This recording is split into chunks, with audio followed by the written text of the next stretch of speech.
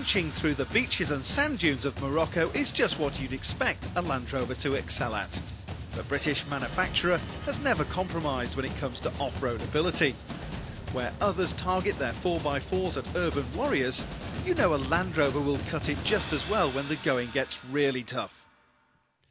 Land Rover DNA also means decent ground clearance, so water as deep as half a metre can be waded. Full-time four-wheel drive now features an electronically controlled centre differential that locks up instantly when traction is threatened. And the Freelander has adopted in simpler form the impressive terrain response system from the Discovery. If the ground looks challenging, simply turn the terrain response knob to either grass, gravel, snow, mud and ruts, or sand, and off you go. The electronics tweak the throttle, differential, hill descent and automatic transmission if it's fitted to give maximum backup to your adventure.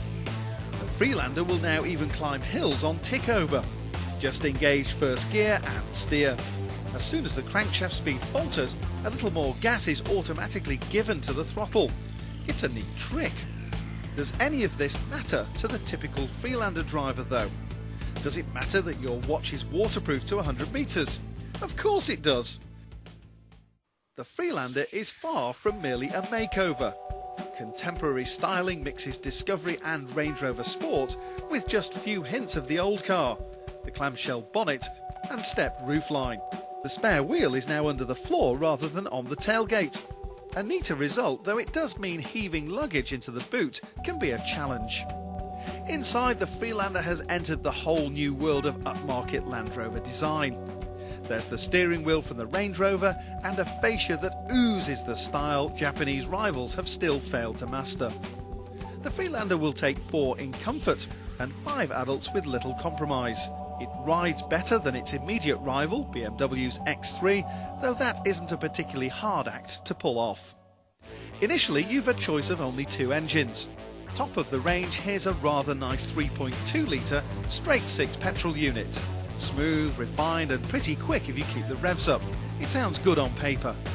The trouble is, with its automatic transmission, it costs £3,000 more than the diesel. Drinks loads more fuel and in everyday use has few actual advantages. That's because the new 2.2 litre diesel is such a fine alternative. It has the power to punch the Freelander along with real vigour and the torque to make it a great choice for off-roading.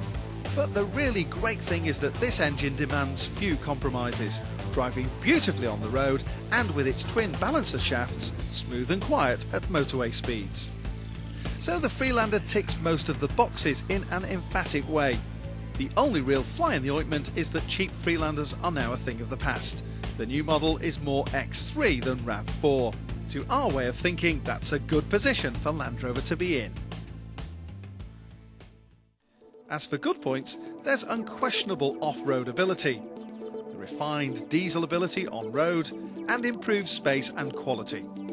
As for bad points, well, the prices are now significantly higher, Japanese quality levels still to be proven, and a very high boot floor.